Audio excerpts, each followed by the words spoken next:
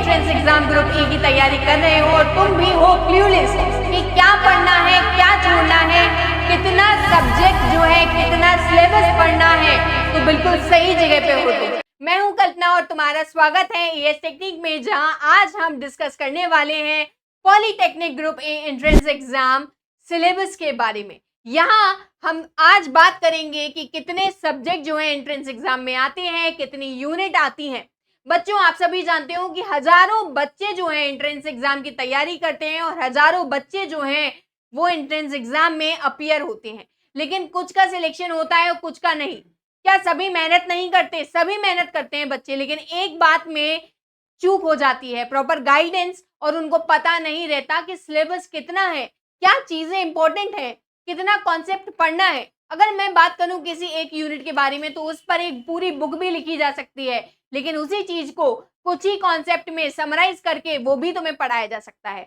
तो बिल्कुल सही वीडियो पर हो, क्योंकि आज हम बात करेंगे कि तुम्हारे एंट्रेंस एग्जाम में तुम्हें कितना पढ़ना है, क्योंकि सब्जेक्ट का कोई था नहीं है। एक समुद्र के जैसे होता है, कितना भी पढ़े चलो, लेकिन अगर एंट्रेंस एग्जाम में अगर तुम्हें सीट पक्की करनी है, गवर्नमेंट सीट तुम्हें लेनी है, तो तुम्हें डिसाइड करना पड़ेगा कि क्या पार्ट इंपॉर्टेंट है फॉर योर एंट्रेंस एग्जाम और क्या पार्ट जो है वो कुछ ज्यादा है जिसको पढ़ने की जरूरत नहीं है। तो आज उस सभी चीजों के बारे में स्मार्ट तरीके से सिलेबस को ब्रेक डाउन करेंगे, बिल्कुल हम तुम्हारे साथ एएस टेक्निक के साथ। और चलिए शुरू करते हैं। सबसे पहले ये जान लेते हैं कि एंट्रेंस एग्जाम में कौन कौन से सब्जेक्ट आने वाले हैं। यहाँ 3 कोर सब्जेक्ट्स हैं बच्चों। कौन कौन से?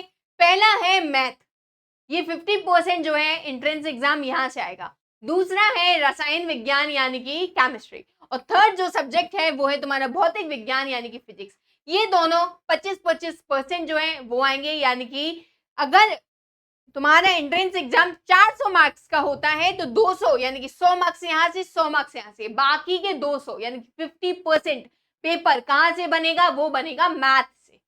तो सबसे पहले बच्चों जान लेते हैं सबसे ज्यादा जिस सब्जेक्ट से पूछा जाता है, यानी कि गणित मूल अध्याय यानी कि मैथ्स के बेसिक के बारे में, कि तुम्हें कौन कौन सी यूनिट्स यहाँ पढ़नी है। सबसे पहले यूनिट की अगर बात करें तो यहाँ पढ़ने की जरूरत होती है संख्या पद्धति बीजगणित यानी कि नंबर सिस्टम एंड अलजेब्रा। ये बेसिक होता है।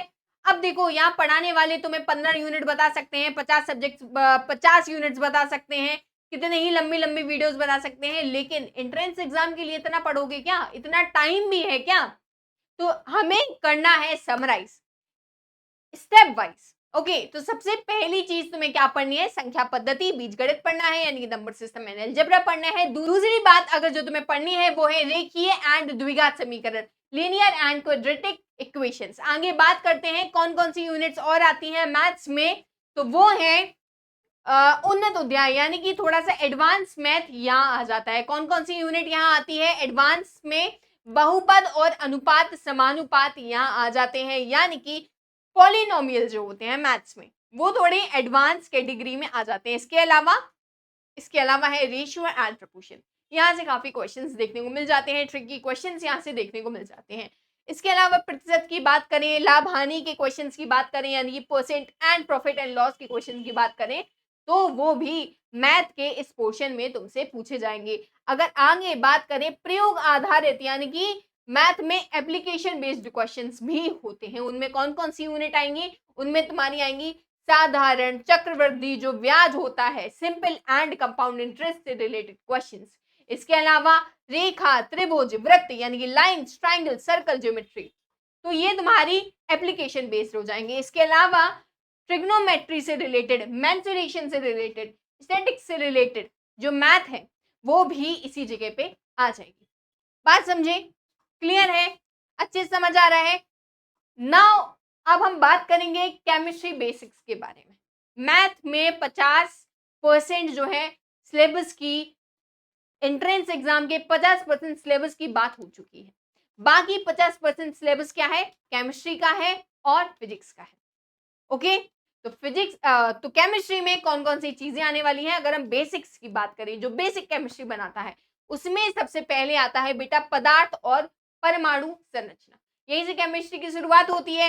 ये चीज तुम्हें पढ़नी आनी चाहिए।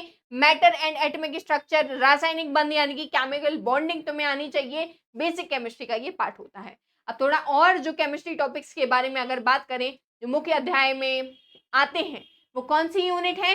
वो है अम्ल, क्षार, लवण, कार्बनिक यौगिक यानी कि acid, base, salts, carbon compounds. इसके अलावा आगे देखेंगे रासायनिक अभिक्रियाएं यहाँ आ जाती हैं, आवर्त सारणी यानी कि पीरियडिक टेबल यहाँ आ जाती है, और लास्ट में है पर्यावरण रसायन यानी कि एनवायरमेंट से रिलेटेड जो केमिस्ट्री है उसके बारे में तुम्हें यहाँ पढ़ना पड़ेगा। तो ये सारी यूनिट्स केमिस्ट्री का पार्ट हो गई।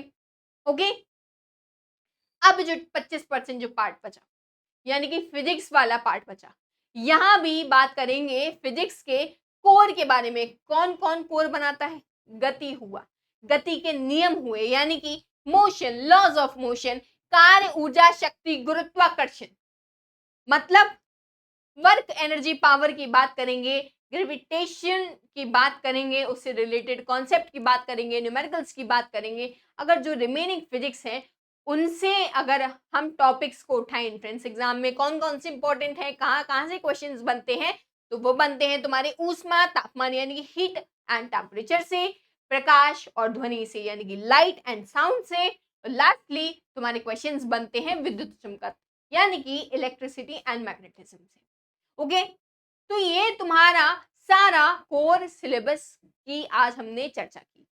बहुत सारे यूनिट्स और बहुत सारे चैप्टर्स का नाम बताकर जो लोग तुम्हें डरा रहे हैं, तुम घबरा रहे हो, तो उनके चक्करों में मत पड़ना क्योंकि टाइम कम है। और अगर तुम चैप्टर्स का नंबर देखोगे बाकी जगह तो तुम परेशान हो जाओगे कि इतने तो दिन भी नहीं है जितने चैप्टर्स के नंबर बता दिए हमें। तो तुम्हें स्मार्टली यूनिट बाय यूनिट देखना है, टॉपिक बाय टॉपिक देखना है, और आराम से अगर तुम हर दिन प्रॉपर शेड्यूल बनाकर पढ़ाई करोगे तो ये सारी चीजें, ये सारे कॉन्सेप्ट क्लियर हो जाएंगे। अब तुम्हें अगर इनकी तैयारी भी करनी है तो हम बताते हैं कहाँ से करनी है। एएस टेक्निक ने पिछले साल दिया था AIR1 शुभ दीक्षित, तो तुम्हें पता है कि अगर वो बन सकता है टॉपर तो तुम भी बन सकते हो। यहाँ के टीचर्स को पता है कि एंट्रेंस एग्जाम की तैयारी कैसे करवानी है, उनको एक्सपीरियंस है, उनको सिलेबस की नॉलेज है, और उन्होंने रैंक 1 भी दिया रखा है। तो तुम्हें यहाँ वहां भटक कर, क्योंकि देखो टाइम नहीं है, अब तुम्हें स्टार्ट करनी है पढ़ाई। अगर तुम यही अब चूज करने में लग जाओगे कि नहीं यहाँ से आधा पढ़ा, वहां से आधा पढ़ा, ये भी देख लिया, वो भी देख लिया, तो कंफ्यूज हो जाओगे। इसलिए किसी एक जगह को चुनो, उससे स्टार्ट करो और लग जाओ तैयारी में, क्योंकि अभी भी अगर तुम कंफ्यूज रहोगे तो फिर गवर्नमेंट सीट तुम्हें मिलनी थोड़ी मुश्किल हो जाएगी। तो वाइजली चुनो, PYQ सॉल्व करो, कॉन्सेप्ट क्लियर रखो, डेली प्रैक्टिस करो, कोई बहाना मत बनाओ।